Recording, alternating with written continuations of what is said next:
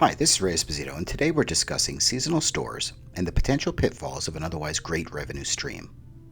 If you've operated them before, then these concerns will be familiar to you, but they also may offer you some great talking points to share with others in your organization.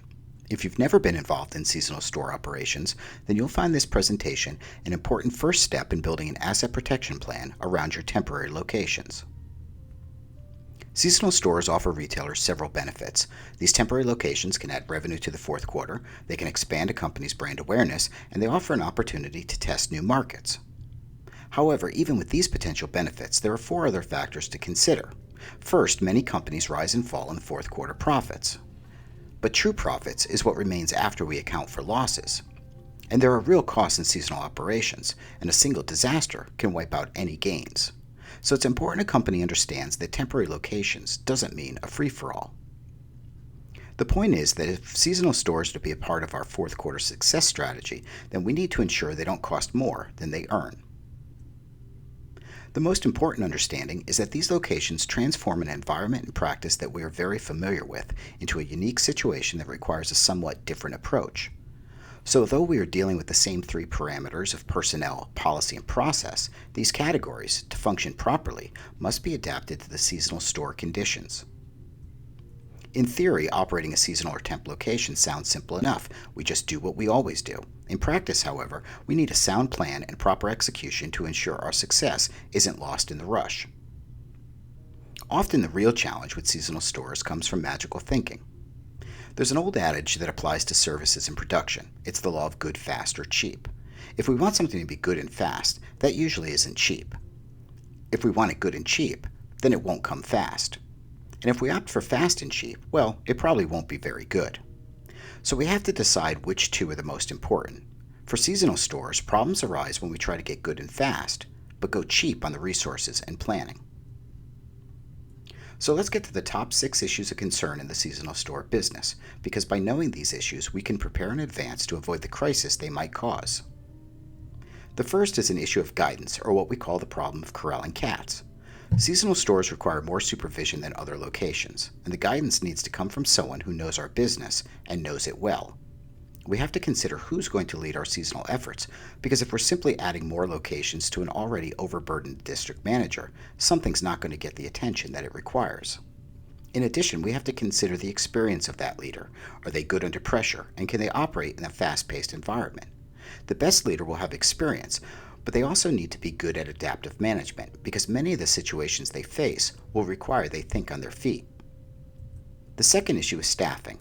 It is a problem of the great tide of unvetted that we will be hiring to operate our stores.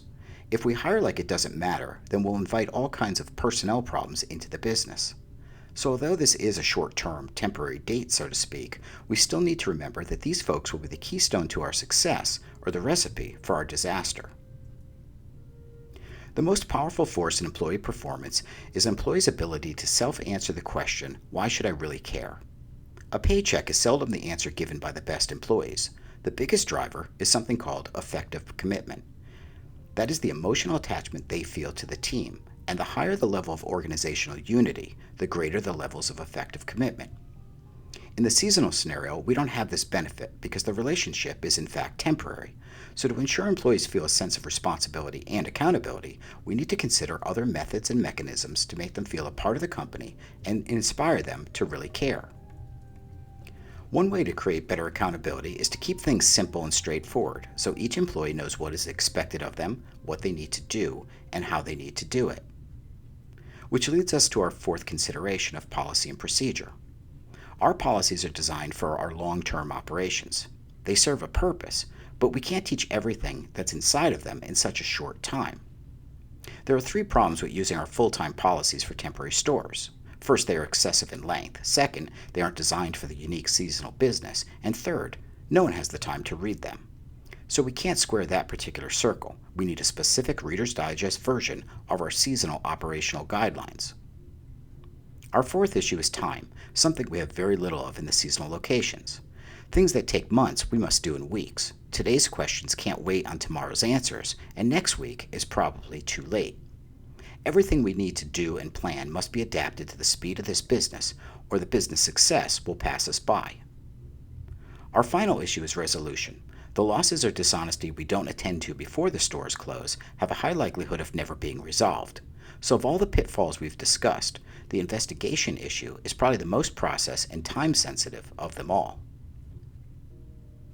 These issues represent real challenges, but they are not a set of obstacles we can't overcome if we're properly prepared. Our success or failure is a matter of approach. It's a balance between the revenue gained and the cost of that revenue in terms of our losses, and the actual cost will be determined by our ability to match the seasonal speed with the speed of our programs. Seasonal stores aren't the same as regular operations, and if we treat them as such, then we're really relying on hope as a strategy.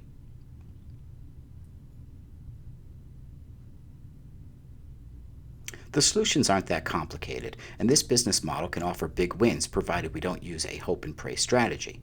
The only things required to get it right are a little planning and some extra resources applied in the proper places.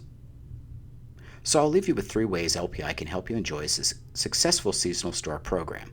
You can do it yourself by checking out our free ebook. You can get expert advice through our consultation program, or you can contact us to learn more about our full-service seasonal store program. If you'd like to learn more, visit us on the web at www.lpinnovations.com, call us at 877-574-6682, or send an email to solutions@lpinnovations.com. So thanks for watching, and we hope you have a successful holiday season.